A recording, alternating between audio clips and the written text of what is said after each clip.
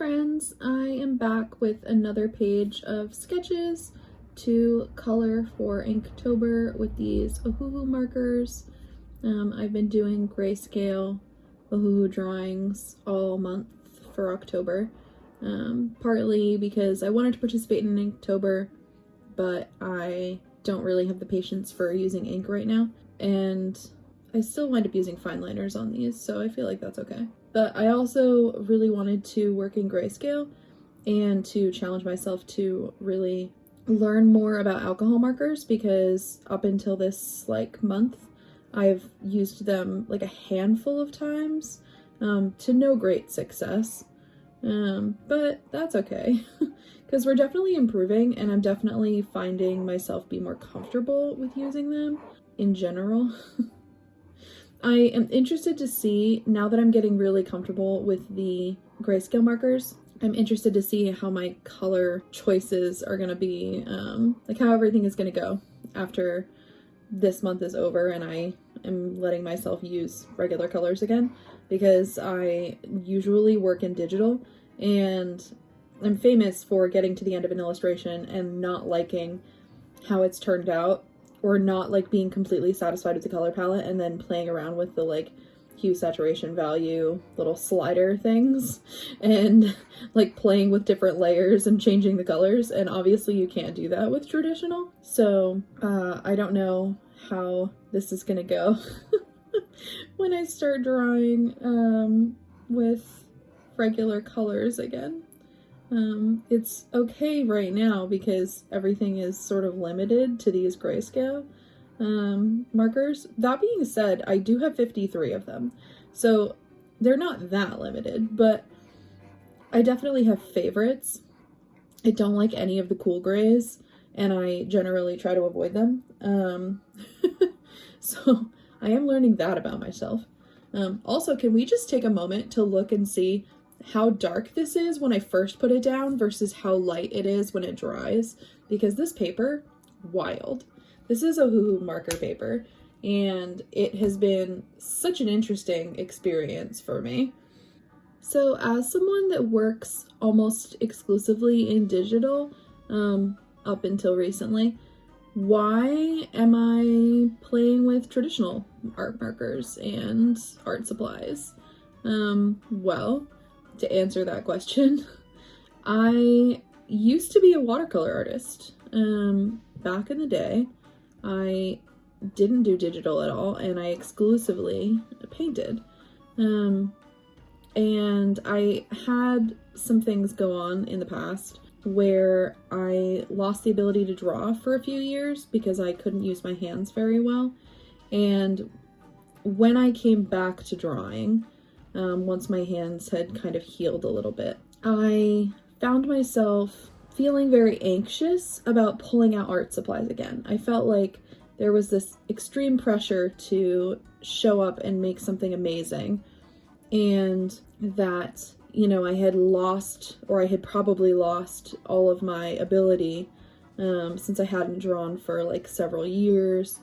And I just had this overwhelming sense of anxiety that I had used all of this time in my life drawing, and that all of this was kind of for nothing because I wouldn't have any of it left.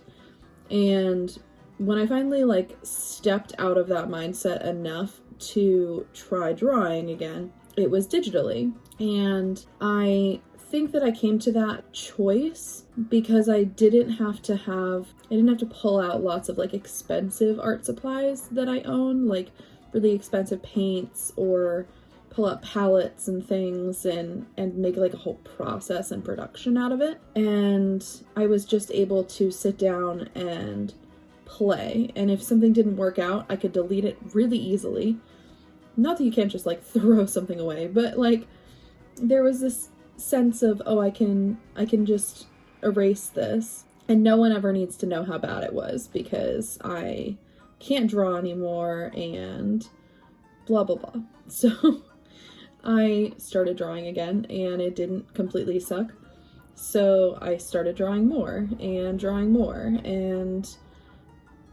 slowly started building up those muscles again, where I not even like my art muscles as far as like drawing well, but my emotional emotional ability to feel good about myself when drawing, that started to come back.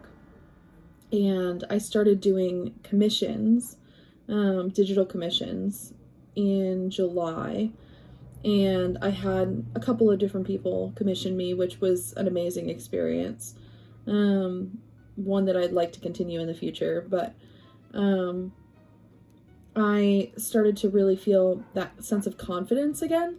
And as I was thinking about this time of year in October, which is like Halloween and October are my favorite things. Like my favorite holiday, my favorite time of year, like spooky season is my season. It's my soul animal is spooky season. But like I started thinking about this time of year and about Inktober specifically because I've done it a number of times and I've never or it's been a very long time since I have, like, I don't want to say won, but like done it every single day. I think I literally only did that once in all of the years that I've participated on and off, but I've participated a good number of years and I really wanted to kind of do that again, but pulling out all of the inks and pulling out all of the like bigger art supply choices was still very intimidating because I've really only been doing this thing where I'm drawing again regularly since like July. I've done some drawing in between, like here and there, but I've only regularly been like picking up a pen every day since July. And it was too intimidating, I think, to do like regular ink for this month. So I said, well, what else is spooky?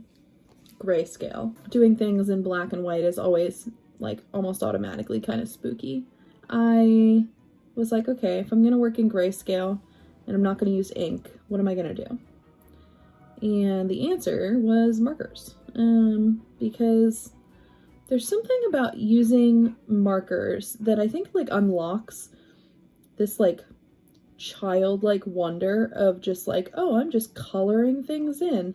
This isn't complicated and this isn't hard to do and this isn't intimidating. And like low key, it actually is, because alcohol markers are an interesting beast to work with.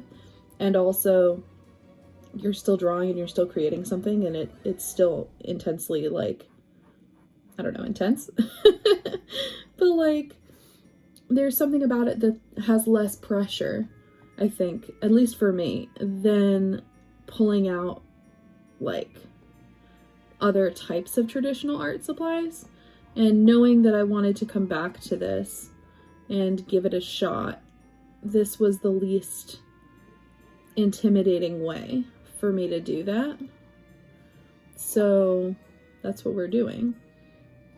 As far as doing the YouTube part of it and the social media part of it, I have been posting on TikTok regularly since July, and I've had a lot of lovely support and wonderful people like reach out and comment and talk to me and commission me and all of these things, and I have just been so grateful.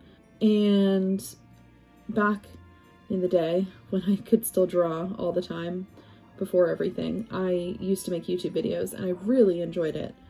I didn't see any success, but like success is relative, and I drew a lot more often and I had a great time making videos and I enjoyed the process of making videos and editing and all of that sort of stuff. And I wanted to do that again. So we're here kind of trying that. I don't know how well that's gonna go for me as far as like timing and having the like energy to do it all the time, but I don't know, there's just something lovely about coming back to a hobby and a passion after so much time away. One thing that I've done differently is this like talking directly to the camera while I'm actually drawing. I never did that when I was doing videos originally.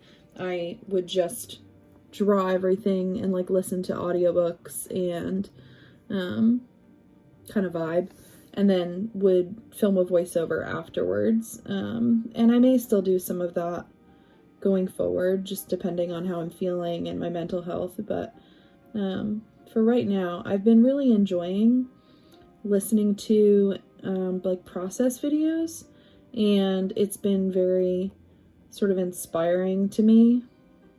So that's kind of what I wanted to try my hand at doing. It's very difficult talking to a camera at the same time as drawing, which is a sentiment that was repeated by one of the artists that I was watching the other day. That it's a difficult thing to manage, but I don't know, I think it's worthwhile. Yeah, I am having a great time with both my Inktober Ohuhu challenge and also like YouTube right now. So I hope that at least someone gets something out of this and can come back to art if they've been away from it for a while. Like, it's possible to come back and say, like, you know, maybe I'm a little rusty, but I didn't lose everything.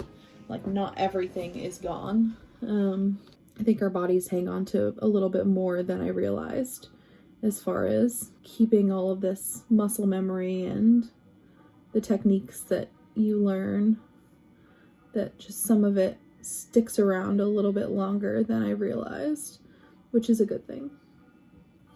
I feel like people go away from their art habit for a lot of different reasons. For me, at first, it was because I had gotten a new job and I just didn't have the time anymore. I wasn't making the time.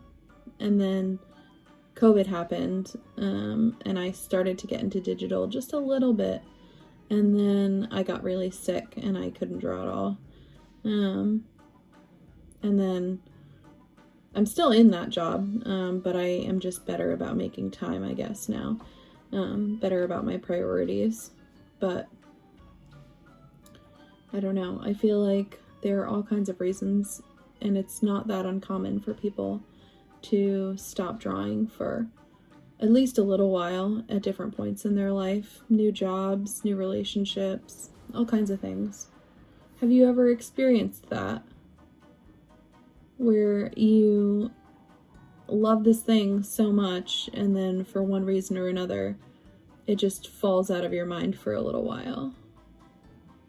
I think that's where a lot of art block comes from too, is this like anxiety and pressure to create something that's going to be worth your time or like worth the supplies that you're using for it, because obviously like supplies aren't infinite unless you're working in digital. And even then, like, tablets break, pencils break, all of that kind of stuff. But I feel like sometimes it's harder to come back to something like traditional, where you have like a consumable medium that eventually you're going to run out of paint, or eventually you're going to run out of like markers, they'll dry up or whatever. That is what I'm making really worthy of the supplies that I'm using for it. Oh, well, maybe I just won't use those supplies. I won't, do any of it at all until I'm better. Let me watch like 80 YouTube videos about how to draw better, but then never actually sit down and draw. Does anyone else experience that, like, phobia? I feel like it's okay to have that happen every once in a while. It's just not letting it overwhelm you and, coming back to the things that you love because you love them, not because, like, somebody says that, like, you can't do it anymore, or even that you say you can't do it anymore. Like, finding your why of, well, I love this thing. That's why. I definitely meant to use this on the upper part of the dress and not on the lower part of the dress. But here we are. Definitely stopped thinking and just kept drawing for a minute there. Happens to the best of us, I guess.